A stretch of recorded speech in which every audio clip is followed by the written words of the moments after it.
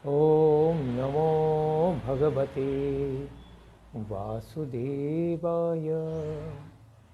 ॐ नमो भगवते वासुदेवाय।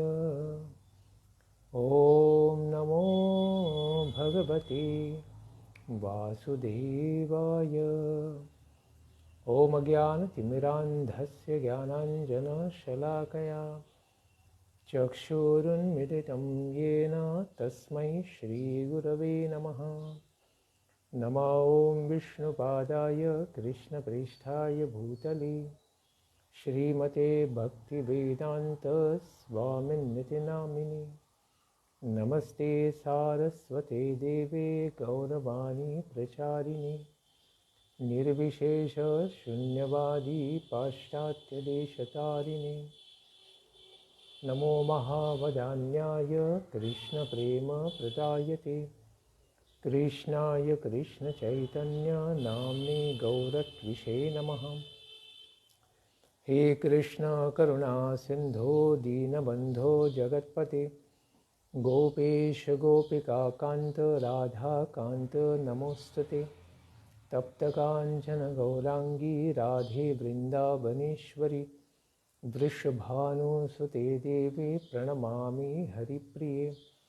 वाञ्छाकल्पतरुभ्यश्च कृपासिन्धुभ्यैव च पतितानां पावनेभ्यो वैष्णवेभ्यो नमो नमः।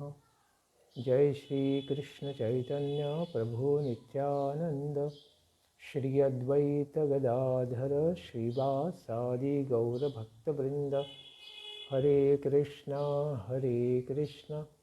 कृष्ण कृष्ण हरे हरे, हरे राम राम राम हरे हरे। नारायणं नमस्कृत्य नरं चैव नरोत्तमं देवीं सरस्वतीं व्यासं ततो जयमुदीरये। हरे कृष्णा। सब भक्तों का स्वागत है प्रातःकालीन श्रीमद् भागवतम के पाठ में। हम श्रवण कर रहे हैं श्रीमद् भागवतम का चतुर्थ स्कंद। इसके अंतर्गत अध्याय 23वां पृथु महाराज के उपाख्यान में किस प्रकार से उन्होंने तपस्या की, वानप्रस्थ आश्रम वैखानस आश्रम के अंतर्गत और भगवत प्राप्ति की, इसको हम श्रवण कर रहे हैं।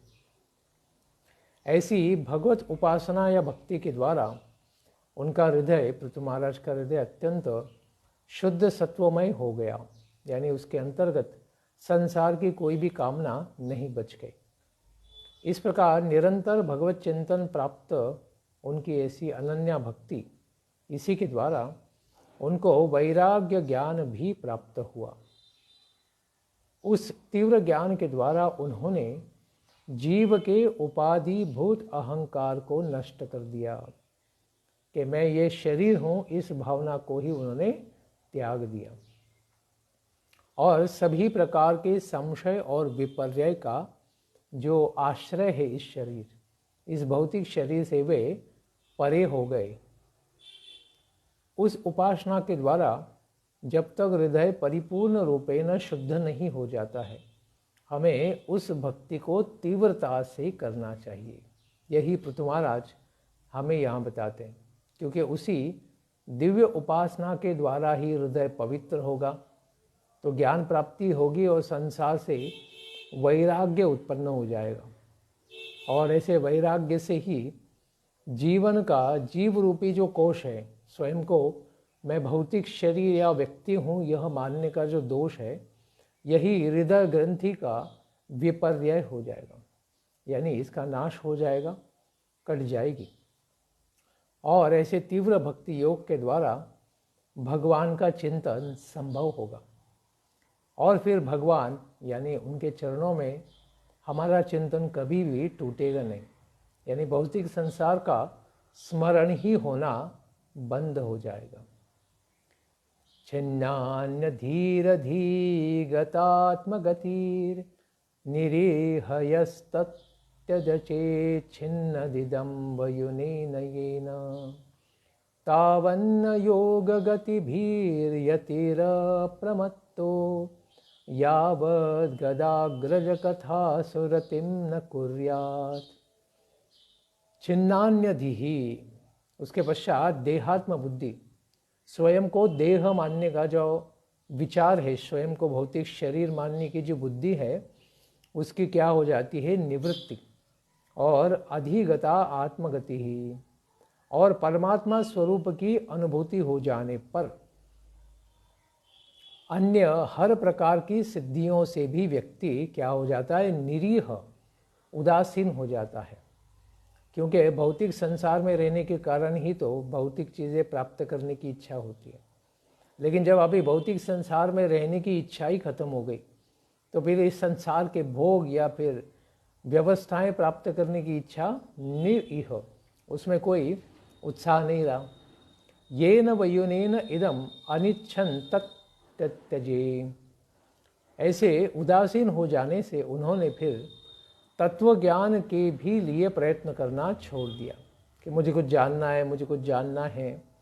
इस प्रकार की इच्छा का भी तत्यजे, त्याग कर दिया। यावद योग गतिभिः गदाग्रज कथासु रतिम न कुर्यात्, कब तक यह होना चाहिए, जिस ज्ञान के द्वारा उन्होंने अज्ञान को तो विनष्ट कर ही दिया था। क्योंकि जब तक साधक को योग मार्ग के द्वारा, योग की गतियों के द्वारा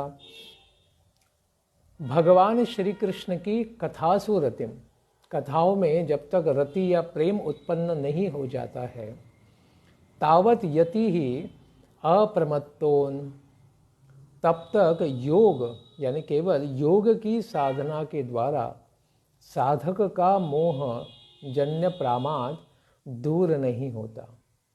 तो व्यक्ति भौतिक संसार के भ्रमों से कब तक पार नहीं होगा, जब तक वह भौतिक संसार के कार्यकलाप के पीछे भागता रहेगा कि मुझे पैसा चाहिए, गाड़ी चाहिए, बंगला चाहिए, ये चाहिए, वो चाहिए। ये प्रकार की जब तक असद बुद्धि उसके अंदर भरी है और भगवान की कथा के प्रति उसे उत्साह अभी नहीं आया है, तब तक फिर यह सब चलता रहेगा। इसीलिए जिनकी देहात्म बुद्धि विनष्ट हो गई थी तथा परमात्मा स्वरूप की अनुभूति प्राप्त हो गई थी, अतएव वे प्राप्त हुई सिद्धियों से निस्पृह हो गए थे।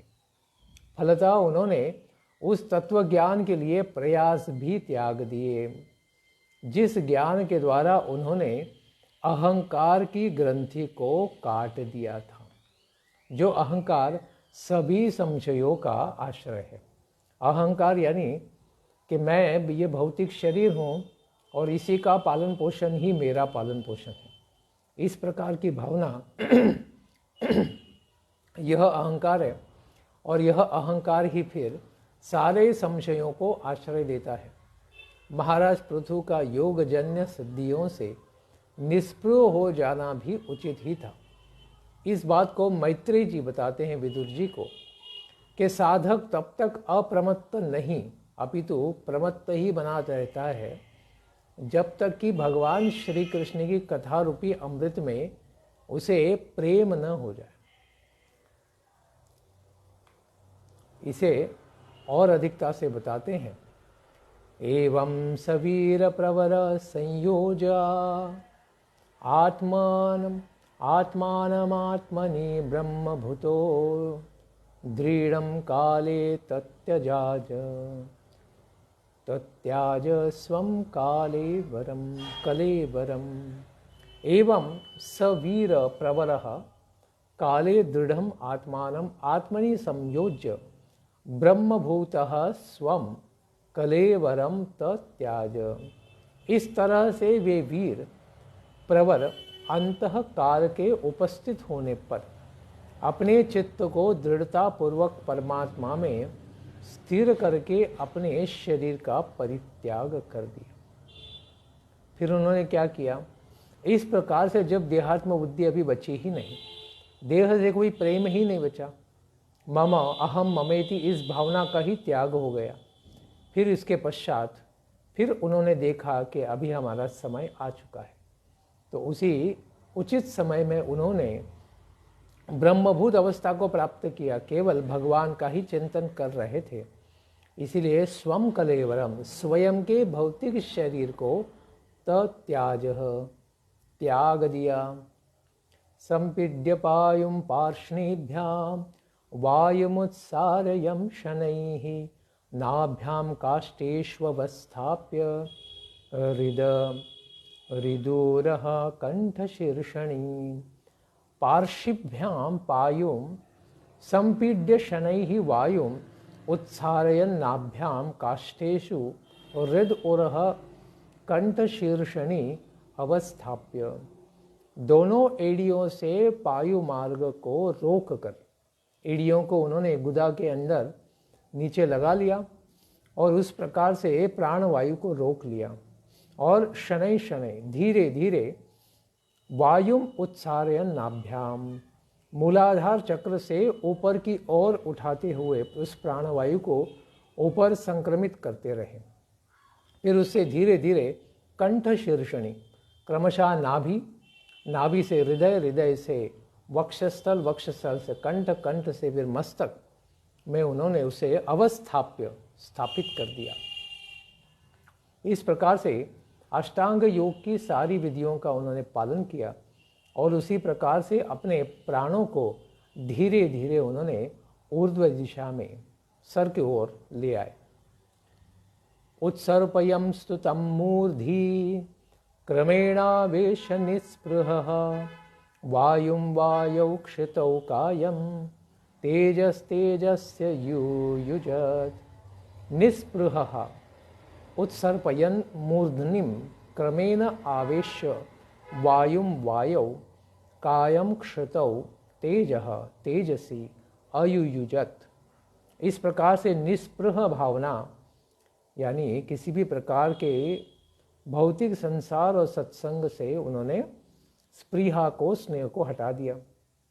उत्सर्पयन, इस प्रकार राजा ने प्राण वायु को शिरोभाग मूर्धनिम, अपने सिर के ऊपर प्रवेश कराकर क्रमेण, क्रम के द्वारा वायु को धीरे धीरे आवेश वायुम वायु, शरीर को पृथ्वी में और तेज को तेजह तेजसी, तेज को तेज में मिला दिया। यानी इस संसार के जो पंच महातत्व हैं, उन तत्वों से बने हुए इस शरीर के तत्वों को धीरे धीरे करके अपने अपने मातृपितृ जो उनके तत्व हैं उन्हीं तत्वों में मिलाते गए।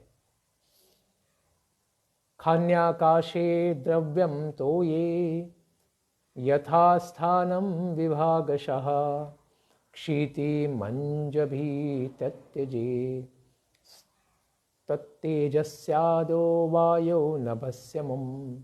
खानी आकाशे, शरीरस्थ हृदय आकाश आदि में, यानी आकाश को आकाश में मिला दिया। द्रवम तो ये यथास्थानम, उसी प्रकार से रुधिर आदि को जल में, और उसके पश्चात विभागशाह क्षितिम अंबसी तत्तेजसी, इसी तरह पृथ्वी को उन्होंने उससे सूक्ष्म जल में, जल तत्व में मिला दिया। जल तत्व को अग्नि या तेज तत्व में मिला दिया।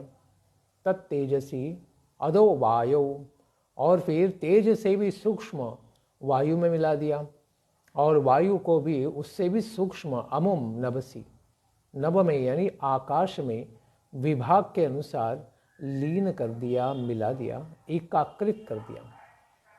इंद्रियेषु मनस्तानि तन्मात्रेषु यथोद्भवं भूतादीनामुन्युनुत्क्षिप्य महत्यात्मनि संददे। इंद्रियेषु मनः, उसके पश्चात मन का इंद्रियों में उन्होंने विलय कर दिया, यानी सविकल्प ज्ञान में मन जिन इंद्रियों के अधीन रहता है उनमें उन्होंने उनको विलय कर दिया। तानि यथोद्भवम तन्मात्रेषु, इंद्रियों को उनके कारणभूत तन्मात्राओं में, सूक्ष्म भूतों के कारणभूत अहंकार के द्वारा फिर आकाश इंद्रिय और तन्मात्राओं को अहंकार में लीन करके अहंकार को महत तत्व में उन्होंने लीन कर दिया। अमोनि उच्छिप्य महति आत्मनि संददे, यानी स्थूल तत्व को सूक्ष्म तत्व में उन्होंने मिलाने का संकल्प करते हुए एक एक को मिला दिया। इस प्रकार से पंचमहाभूत क्या हो गए, आगे जाकर आकाश में मिल गए, फिर ये आकाश ध्वनि में मिल गया। इस प्रकार से और फिर इंद्रियां जो हैं वो मन में, मन बुद्धि में, बुद्धि अहंकार में और अहंकार आत्मा में। इस प्रकार वे क्रमशः एक एक तत्व को मिलाते गए। उसके पश्चात तम सर्वगुण विनान्यासम जीवे मायामये न्यधात् तम चानुशयमात्मास्थम अवसानुशयी पुमान् ज्ञान वैराग्य वीरेण स्वरूपस्थो जहात् प्रभु सर्वगुण विन्यासम तम मायामये जीवे न्यधात्। सभी कार्यों की स्थिति जिसमें होती है, सब कार्य जिसमें स्थित होते हैं, उस महान को भगवान पृथु ने मायोपाधिक जीव में लीन किया। सारे जो कार्य होते हैं उन्होंने मायामय जीव न्यधात्, माया के द्वारा बनाए गए जीव में उसे विलीन कर दिया। तम च असावनुशायी पुमान आत्मस्थम अनुशयम स्वरूपस्थः ज्ञान वैराग्य वीर्येन अजहात्। उसके पश्चात जीव में विद्यमान माया रूप उपाधि को, मायोपहित जीव, क्योंकि ये भौतिक शरीर जो है माया के द्वारा बनाया है और उसको एक व्यक्ति करके नाम मिल जाता है, यही जीव है। यह मायोपहित जीव पृथु ने ज्ञान और वैराग्य के विशुद्ध ज्ञान के द्वारा ब्रह्म में स्थित होकर इसे त्याग दिया, अजहात यानी त्याग दिया। और फिर उनकी पत्नी अर्ची माता का क्या हुआ? अर्चिर्नाम महाराज्ञी तत्पन्य पत्न्यनुगता वयम वनम सुकुमार्य तदर्हा च यत्पद्भ्याम स्पर्शनम भुवः। तत्पत्नी ही पृथु महाराज जी की पत्नी अर्ची नाम, जिनका नाम अर्ची देवी था, महाराज्ञी महारानी थी, वनम अनुगता, उन्होंने क्या किया? उन्हीं के साथ तो अनुगता यानी उनके पीछे पीछे ही तो वन में गई थी। सुकुमारी च पदभ्याम, ऐसी वह सुकुमारी अत्यंत सुकोमल पैरों वाली, यद भुवः स्पर्शनम अतदर्हा, पृथ्वी को स्पर्श करने में भी योग्य नहीं थी, यानी इतने कोमल उनके चरण कमल थे कि उन्होंने तो पृथ्वी को भी स्पर्श नहीं करना चाहिए था। लेकिन अपने पति ने सारी प्रकार की तपस्याएं स्वीकार की है तो उन्होंने भी उसी प्रकार की तपस्याओं को स्वीकार किया था। अतीव भर्तुर्व्रत धर्म निष्ठया शुश्रूषयाचार शदेहयात्रया नाविन्दतार्तिं परिकर्षितापि सा प्रेयस्कर स्पर्शनमान निर्वृतिः। भर्तृ व्रत धर्म निष्ठया, भर्तृ यानी उनका भरण पोषण करने वाले पृथु महाराज, इन्हीं का व्रत लिए इस प्रकार से धर्म निष्ठया, ऐसे धर्म के निष्ठा के साथ लिए हुए व्रत के साथ अतीव शुश्रूषया, उन्होंने बहुत प्रसन्नता से, प्रेम से, श्रद्धा से उनकी सेवा की। आर्षदे यात्रया च, और फिर ऐसे आर्ष ऋषि मुनि की तरह ही समान ही कंदमूल आदि खाने की जो तपस्या है, यानी देह की यात्रा के चलाने के कारण तथा अपने पतिदेव की अत्यंत सेवा करने के कारण वह भी परिकर्षिता तापिसा, अत्यंत दुर्बल हो गई थी। भौतिक रूप से उन्होंने भी शरीर के सारे मांस को खो दिया, अत्यंत दुर्बल हो गई थी ऐसी अर्ची देवी। प्रेयस्कर स्पर्श मान निर्वृति सा अर्तिम न अविंदत, ऐसी अर्ची देवी प्रियतम के अपने पति के कर स्पर्श से सम्मानित होती थी। पति के द्वारा स्पर्श उनको होता था, उसी में आनंद का अनुभव करने के कारण किसी भी प्रकार के ऐसे आर्त भावनाओं को, दुख को कष्टों का अनुभव नहीं किया करती थी। तो पत्नी के लिए पति का सहवास और उसकी सराहना ही सब कुछ है। उसे और कुछ भी सुख की आवश्यकता नहीं होती है। यह अर्ची देवी के जीवन से हमें पता चलता है कि एक पतिव्रता स्त्री केवल अपनी पति की सेवा से ही परिपूर्ण रूपेण सुखी रहती है। और पति को भी चाहिए कि वह धार्मिक पथ का ही पालन करे, ताकि उसकी सेवा करने वाली पत्नी को भी परिपूर्ण रूपेण लाभ प्राप्त हो सके। देहम विपन्नाखिल चेतनादिकम पत्यो पृथिव्या दयितस्य चात्मना आलक्ष्य किंचिंच विलप्य सा सती चितामथारोपयदद्रीसानुनी। अथ पृथिव्याः पत्युः आत्मनः दयितश्च च विपन्नाखिलचेतनादिकं देहम् आलक्ष्य सा सती किंचित विलप्य सानुनी चिताम आरोपयत। अथ इस प्रकार से जैसे पतिदेव, उनका शरीर क्या हो गया है, शिथिल हो गया, क्योंकि उन्होंने क्या कर दिया है, देह को त्याग दिया है। इस प्रकार से पृथ्वी के पति स्वामी और अपने भी प्रियतम पत्य हो, इस प्रकार से पृथु महाराज के देह को जीवन की चेतना आदि सभी धर्मों से रहित उन्होंने देखा, क्योंकि उन्होंने प्राणवायु को त्याग दिया था। इस प्रकार से आलक्ष्य देखकर सती माता ने कुछ देर तक विलाप किया।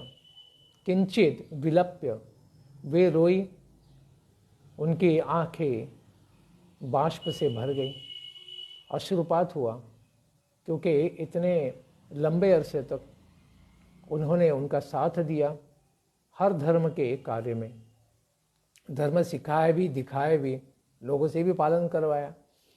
तो इतना आनंद उन्हें प्राप्त हुआ था अपने पति के संग में। तो इसीलिए उन्हें काफ़ी विलाप हुआ। लेकिन उसके पश्चात पर्वत के शिखर पर उन्हें क्या कर दी, चिता को रचा।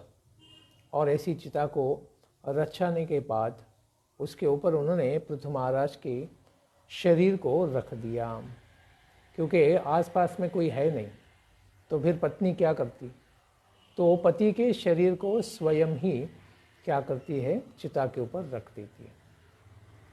विधाय कृत्यम हृदिनी जलाप्लुता दत्वोदकं भर्तुरुदार कर्मणः नत्वा दिविस्तां स्त्रिदशां स्त्रिपदित्य विवेश वह्निं ध्यायति भर्तृपादौ। कृत्यं विधाय हृदिनी जलाप्लुता उदार कर्मणः उदकं दत्वा दिविस्थान त्रिदशान नत्वा त्रिपरित्यः भर्तृपादौ ध्यायन्तीं वह्निं विवेश। उस समय सारे प्रकार के कृत्यों को करके उन्होंने फिर हृदिनी जलाप्लुता, वहाँ पर ही पास में नदी में जाकर स्नान किया। ऐसे परम पराक्रमी और उदार कर्मणः, महान ऐसे पृथु महाराज को उन्होंने उदकम दत्वा, उनके मुख में उस दिव्य नदी के जल को आचमन के रूप में रखा।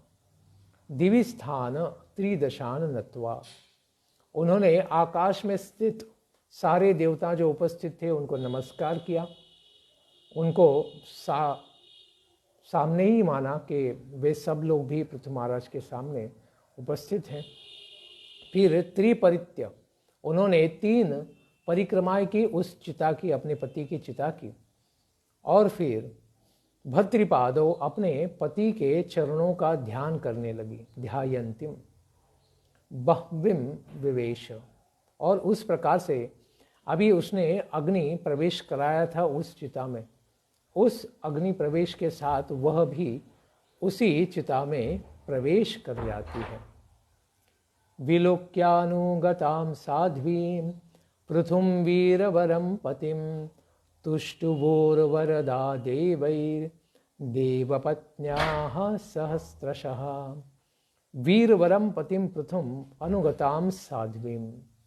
ऐसे वीरों में महावीर पृथु महाराज की पत्नी, श्रेष्ठ पति तो जा रही है भगवत धाम, पति के साथ पत्नी भी उनका अनुगमन कर रही हैं। अनुगताम साध्वीम विलोक्य, इस प्रकार से दर्शन करते हुए हजारों देवताएं जो अंतरिक्ष में खड़े होकर ये सब देख रहे थे। सहस्रशः वरदाहा देवपत्न्याः देवैः सह तुष्टुवुः। देवपत्नियों ने देवताओं के साथ उनकी स्तुति की, वंदना की और उन्हें आशीर्वाद भी प्रदान किया और आशीर्वाद भी मांगे। कुर्वत्याः कुसुमासारं तस्मिन् मन्दरसानुनि नदस्त्वमरतुरेषु गृह्णन्ति स्म परस्परं। तस्मिन् मन्दरसानुनि अमर तुरेषु नदत्सु कुसुमासारं कुर्वत्याः परस्परं गृह्णन्ति स्म। फिर उस मंदराचल में, जिसके शिखर पर यह चिता रचाई गई थी, उस शिखर के ऊपर देवगण अमरगण अपने वाद्यों के द्वारा तुरेषु नदत्सु, उन दिव्य नगाड़ों के साथ कीर्तन करने लगे, वाद्य बजाने लगे। कुसुमासारम कुर्वत्यः, और उन दोनों के भगवत धाम जाने के इस अवसर को मनाने लगे। उनके ऊपर दिव्य आकाश से स्वर्ग के पुष्पों की वृष्टि करके। परस्परम गृह्णन्ति स्म, और पति पत्नी देवताएं साथ में आकर कुछ कहने लगे।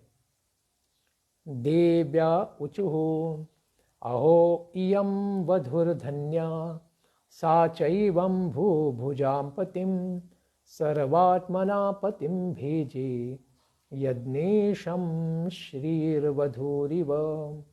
अहो इयं वधुः धन्या, अरे यह नारी वधु पत्नी कितनी धन्य है, जिसने याच एवं सर्व आत्मना भूभुजां पतिम पतिम यज्ञेशम श्री वधु ईव भेजे, जिसने अपने राजेश्वर पृथु महाराज की उसी प्रकार से सेवा की जैसे कि पतिम पति, सारे संसार के पतियों के पति यानी लक्ष्मी जी के भी पति यज्ञेश्वर भगवान श्री विष्णु की सेवा माता स्वयं लक्ष्मी जी करती हैं।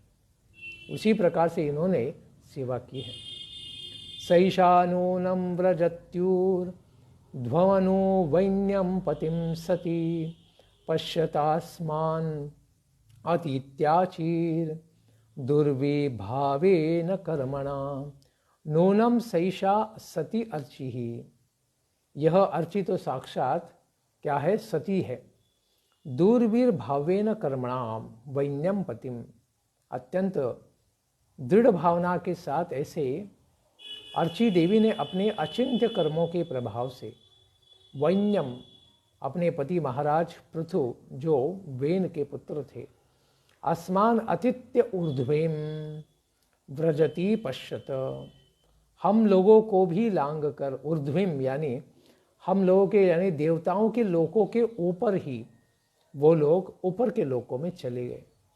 यानी हम लोग भी जहाँ नहीं रह सकते, जहाँ रहने के लिए पात्र नहीं है, ऐसे हमसे भी ऊपर के लोकों को, वैकुंठ को उन्होंने प्राप्त किया। तो कहते हमारे ऊपर यानी कौन से लोक को प्राप्त किया। तेषां दुरापम किम त्वन्यम मर्त्यानां भगवत्पदं भुवि लोलायुषो यै वै नैष्कर्म्यं साधयन्यत। ये वै लोलायुषः नैष्कर्म्यम भगवत्पदं साधयन्ति। इस लोक में कुछ ही दिनों का जीवन होता है। इन जीवन होने पर भी जो लोग भगवान के परम पद को प्राप्त कर लेने वाले होते हैं, तो इस संसार में तो ऐसे भी शाश्वत जीवन है ही नहीं किसी का, लेकिन इस संसार में नैष्कर्म्यम यानी निष्काम कर्म योग, ज्ञान योग का पालन करके, भगवत भक्ति करके भगवत पदम साधयंती, भगवान के परम ज्ञान को प्राप्त कर लेते हैं, भगवत पद को प्राप्त कर लेते हैं, वैकुंठ को प्राप्त कर लेते हैं। तेषाम उत भुवि किम अन्य दुरापम, उनके लिए इस भौतिक संसार में कौन सा पदार्थ, वस्तु या फिर सुख प्राप्त कर लेना दुर्लभ है। जो भगवान को प्रसन्न कर लेते, भगवान को ही प्राप्त कर लेते, वैकुंठ को प्राप्त कर लेते हैं, उनके लिए तो इस संसार में कुछ भी प्राप्त कर लेना विशेष नहीं है। सवंचितो बतात्मद्री कृच्छ्रेण महता भुवि लब्ध्वापवर्ग्य मानुष्यम विषयेषु विसज्जते। महता कृच्छ्रेण भुवि आपवर्ग्यम मानुष्यम लब्ध्वा विषयेषु विसज्जते स आत्मधृक वंचितः। जो पुरुष अत्यंत कठिनाई से महता कृच्छ्रेण, बड़े अथक प्रयास के द्वारा प्राप्त होने वाले मोक्षप्रद संसार में मनुष्यत्व को प्राप्त करके भी आपवर्ग्यम, विषयों में आसक्त ही रहता है, वह आत्मद्रोही है। विषयेषु विसज्जते, विषयों में ही बना रहता है बस। और निश्चित रूप से उसे क्या मानना चाहिए? आत्मधृक वंचित, आत्मकल्याण से वंचित। इस प्रकार से सभी दिशाओं से जिस व्यक्ति को वंचित यानी ठगा गया है, उसी प्रकार से मानना चाहिए।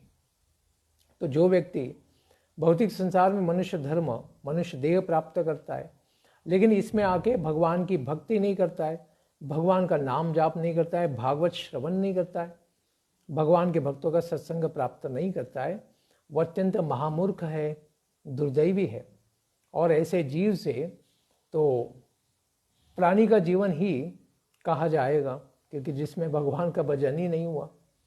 तो इसीलिए मैत्रेय मुनि फिर आगे बताएंगे कि ऐसा गुणगान करने वाले देवी देवताओं ने अर्ची और पृथु महाराज को प्रणाम किया कि इन्होंने मनुष्य जन्म प्राप्त करके वैकुंठ भी प्राप्त कर लिया, जो हमसे श्रेष्ठ है, लेकिन हम लोग तो सांसारिक भोगों में ही यहाँ पड़े हुए हैं। मैत्रेय उवाच स्तुवतिष्वमरस्त्रीषु पतिलोकं गतावतुः यं वा आत्मविदां धूर्यो वैन्यः प्रापाच्युताशयः। स्तुवतीषु अमरस्त्रीषु आत्मविदां धूर्यः अच्युताशयः वैन्यः यं वा प्राप सा वधू पतिलोकम गता। जिस समय देवताओं की स्त्रियां स्तुति कर रही थी, उसी समय महारानी अर्ची भी अपने पति के उसी लोक में चली गई, जिस लोक में आत्मज्ञानियों में अत्यंत श्रेष्ठ तथा भगवान के अच्युताशय, भगवान अच्युत के महान भक्त पृथु महाराज चले गए थे। क्योंकि पृथु महाराज भगवान विष्णु के ही, अच्युत के ही भक्त थे, तो वे वैकुंठ गए, तो उनकी पत्नी भी सानुगा, वो भी क्या कर दी, उनके पीछे ही जाते जाते वो भी वैकुंठ पहुंच गई। तो इसलिए पत्नी ने अलग से कुछ धर्म करने की आवश्यकता नहीं होती है, अगर पति धर्मवान हो, धर्मशील और धर्मनिष्ठ हो, और खास करके भगवत भक्त हो। बस उनकी सेवा करने से ही वह भी भगवत धाम चली जाती है। यही सिद्धांत हमें अर्ची माता के जीवन से पता चलता है। इसीलिए बड़ी भाग्यवान होती है स्त्री अगर इस संसार में उसे भगवान का भक्त ही पति रूप में मिल जाए। केवल उनकी शुश्रूषा सेवा करने से वह बिना प्रयास भगवत धाम चली जाती है। इत्थं भूतानुभावो सौ पृथुः स भगवत्तमः कीर्तितं तस्य चरितम् उद्दामचरितस्य ते। भगवत्तमः इत्थं भूतानुभावो सौ स पृथुः तस्य उद्दामचरितस्य चरितं ते कीर्तितम्। भगवत्तमः, भगवान के भक्तों में सर्वश्रेष्ठ ऐसे श्रेष्ठ पृथु महाराज इस प्रकार के प्रभाव से संपन्न थे। उन उदार चरित पृथु जी के चरित्र को हे विदुर जी मैंने तुम्हें विस्तार से कह सुनाया। स इदं सुमहत्पुण्यं श्रद्धया ववहितः पठे श्रावये शृणुयाद्वापि स पृथोः पदविम्मियात्। इस पृथु उपाख्यान के श्रवण या कीर्तन का क्या लाभ है, फलश्रुति है, इसको मैत्री ऋषि बताते हैं। यह इदम सुमहत पुण्यम, पुण्यों में भी अत्यंत महान पुण्य देने वाला यह पुण्य कथा का श्रवण सत्र श्रद्धया, बड़ी श्रद्धा के साथ, अवहितम पठेत, व्यक्ति ने श्रवण करना चाहिए, पठन करना चाहिए। श्रावयत, दूसरों को सुनाना चाहिए। शृणुयात, स्वयं भी सुनना चाहिए। वा सह अपि पृथोः पदविम्मियात्, इस प्रकार से श्रद्धापूर्वक श्रवण कीर्तन या पाठ कराने से व्यक्ति पृथु के समान ही भगवान श्री परमात्मा विष्णु के वैकुंठ धाम के परम पद को प्राप्त हो जाता है। इतना महान है यह चरित्र कि इसका केवल श्रवण कीर्तन करने से व्यक्ति सारे पापों से मुक्त हो जाता है। ब्राह्मणो ब्रह्म वर्चस्वी और राजन्यो जगति पति वैश्यः पठन् वित्पतिः स्यात् शूद्रः सत्तमतामियात्। पठन, इस प्रकार से पठन करने वाला ब्राह्मण देवता हो, वैष्णव आचार्य हो, ब्रह्म वर्चस्वी, वह स्वयं ब्रह्म में वर्चस्वी यानी वेदों का पूर्ण ज्ञाता बन जाता है। राजन्य जगतीपति ही, अगर राजा है या छोटा क्षत्रपाल है वह पृथ्वीपति बन जाता है। वैश्य विटपति ही, और वैश्य अगर है तो पशुओं और वैश्यों का स्वामी बन जाता है, महान नायक बन जाता है। शूद्र सत्तमतामियात्, और अगर पठनाधिकार से रहित होने के कारण सुनने मात्र से साधुता प्राप्त कर लेता है शूद्र भी सारे गुणों को प्राप्त कर देता है। शूद्र शृण्वन्निति शेषः, क्योंकि शूद्र को पढ़ने का अधिकार नहीं दिया है, अतएव सुनने मात्र से ही वह साधु पुरुष हो जाता है। उसे पढ़ने की आवश्यकता भी नहीं, केवल भगवान के कथाओं में, भागवत कथा में जाके बैठ जाए, श्रद्धापूर्वक श्रवण करने से ही वह साधु पुरुष बन जाएगा। त्रिकृत्वा इदमाकर्ण्य नरो नार्यथवाद्रिताम् अप्रजः सुप्रजतमो निर्धनो धनवत्तमः अस्पष्टकीर्तिं सुयशा मूर्खो भवति पंडितः। नरः अथवा नारी, नर हो, पुरुष हो या स्त्री हो, इदम आद्रिता, अत्यंत आदरपूर्वक क्या करे, त्रिकृत्वः, 3 बार इस कथा को कहे या श्रवण करे। आकर्ण्य, बहुत अच्छे से इसको ध्यानपूर्वक श्रवण करे। फिर क्या होता है, सब अप्रजः सुप्रजतमः, जिन्हें प्रजा नहीं है, बच्चे नहीं है, उन्हें अत्यंत सुंदर संतान वाले पुत्र प्राप्ति हो जाएगी। निर्धनः धनवत्तमः, और जो बेचारे भिखारी लोग हैं जिनके पास धन नहीं है, उन्हें धन की प्राप्ति हो जाएगी। अस्पष्ट कीर्ति ही सुयशा, और जिनकी कोई संसार में कीर्ति नहीं, जिनको कोई जानता नहीं कि उन्होंने अच्छे काम किए, तो उनको कीर्ति की, यश की प्राप्ति हो जाएगी। और मूर्ख पंडितो भवति, और कोई संसार में मूर्ख करके प्रसिद्ध है तो वह 3 श्रवण के पश्चात ज्ञानवान हो जाएगा और उसे लोग पंडित कहेंगे। तो इतना बड़ा लाभ है कि भागवत केवल 3 बार श्रवण करने से व्यक्ति पंडित कहलाएगा। तो इससे श्रेष्ठ क्या है? इदं स्वस्त्ययनं पुंसाम् अमंगल्य निवारणं धन्यं यशस्यम् आयुष्यं स्वर्गं कलिमलापहम्। इदं पुंसां स्वस्त्ययनम अमंगल्यम निवारणम धन्यम यशस्यम आयुष्यम स्वर्गम कलिमलापहम। इस प्रकार से यह अत्यंत मनुष्यों को कल्याण प्रदान करने वाला, अमंगल को दूर करने वाला अमंगल्यम निवारणम, संसार में जीवन में जितने भी अमंगल हो सबको नाश करने वाला है। धन्यम, अत्यंत धन, यश और आयुष्यम, आयु को प्रदान करने वाला है। उसी के साथ स्वर्गम, स्वर्ग की प्राप्ति भी कराने वाला है। कली मलापहम, और आज के कलयुग के सारे मलों का नाश करने वाला है। कलयुग में एक दोष है कि 4 नियम तोड़े जा रहे हैं। स्त्रिया जुता पानम, सब प्रकार से वैश्य व्यवसाय, सट्टाबाजी, व्यसन करना और मांस मदिरा खाना, ये सब जो कली के दोष हैं, इन सब दोषों का भी निवारण हो जाता है, नाश हो जाता है।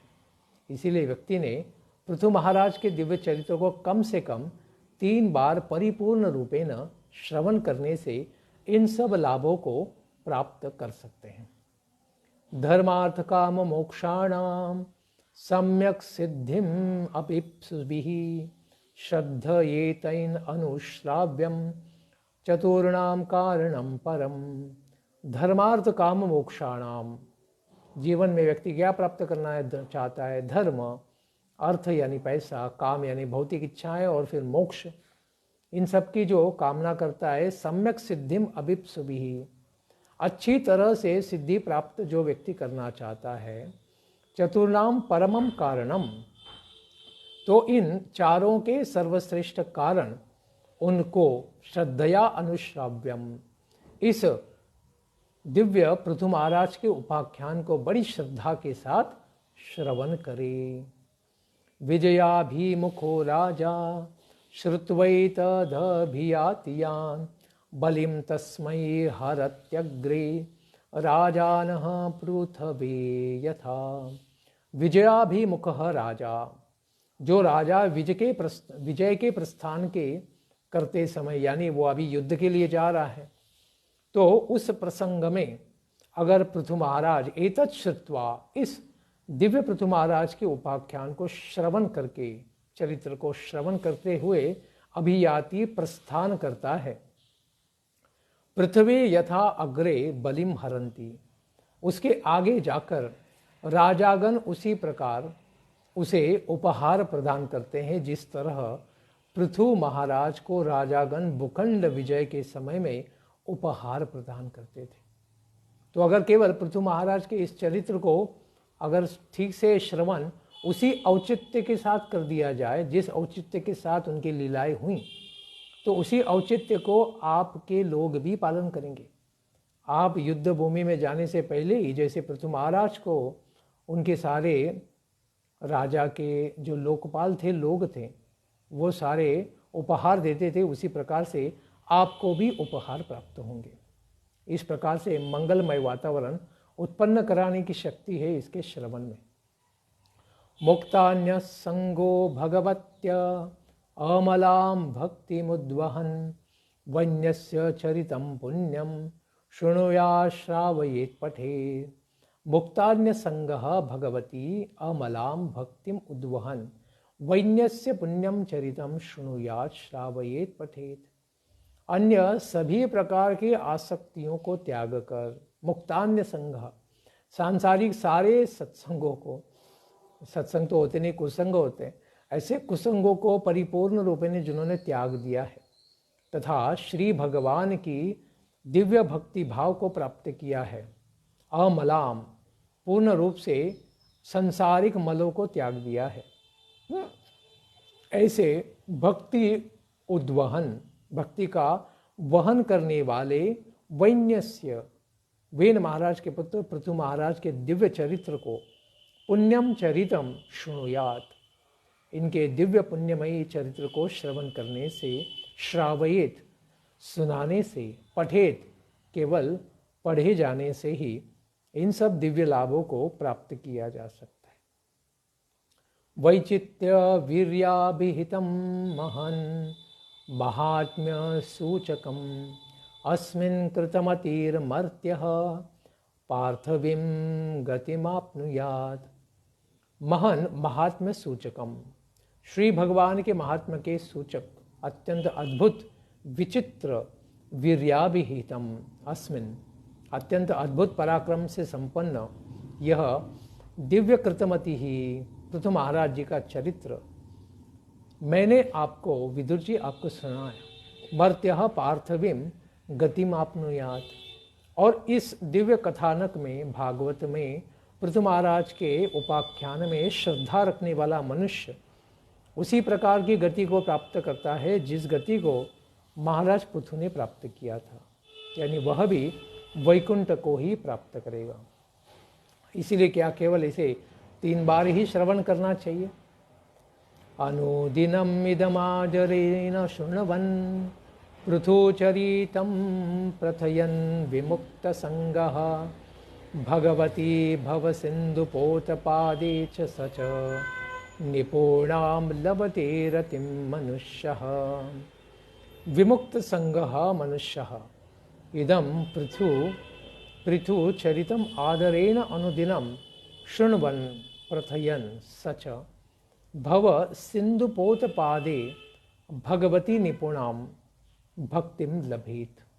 विमुक्त संग, संसार के सब भौतिक संगों का त्याग कर चुके, आसक्तियों से मुक्त ऐसा मनुष्य, इदम पृथुचरित्रम, यह पृथु महाराज का दिव्य उपाख्यान, आदरेण, बड़े आदर के साथ, अनुदिनम, प्रतिदिन, हर दिन, शृण्वन, श्रवण करता हुआ, प्रथयन सच, और इसका प्रचार भी करता है। केवल श्रवण नहीं करता है, प्रचार भी करता है, दूसरों को पाठ है, दूसरों को श्रवण कराता है। वह भव सिंधु पोद पाते, वह इस संसार रूपी सागर में नौका के समान भगवती, भगवान के दिव्य चरणों को प्राप्त करता है। निपुणाम भक्तिम, उन्हीं के दिव्य चरणों में सुदृढ़ ऐसी प्रेमा भक्ति को प्राप्त कर लेता है। यह दिव्य आशीर्वाद श्रीमद् भागवतम के इस पृथु उपाख्यान के श्रवण, कीर्तन और पठन के द्वारा प्राप्त कर सकते हैं। इसीलिए केवल 3 बार नहीं तो अनुदिन, प्रतिदिन इसका श्रवण करना चाहिए। इस प्रकार से चतुर्थ स्कंद के पृथु उपाख्यान का समारोप होता है श्रीमद् भागवतम के चतुर्थ स्कंद के 23वें अध्याय की समाप्ति पर। इसके पश्चात की कथा को हम आगे बढ़ेंगे और एक नए उपाख्यान के साथ हम आगे बढ़ेंगे, जिसको श्रवण करेंगे कल के प्रातःकालीन सत्र में, अनुदिनम। धन्यवाद। हरे कृष्ण। ग्रंथराज श्रीमद् भागवतम की जय। पृथु महाराज के उपाख्यान की जय। निताय गौर प्रेमानंदे। हरि हरि बोल।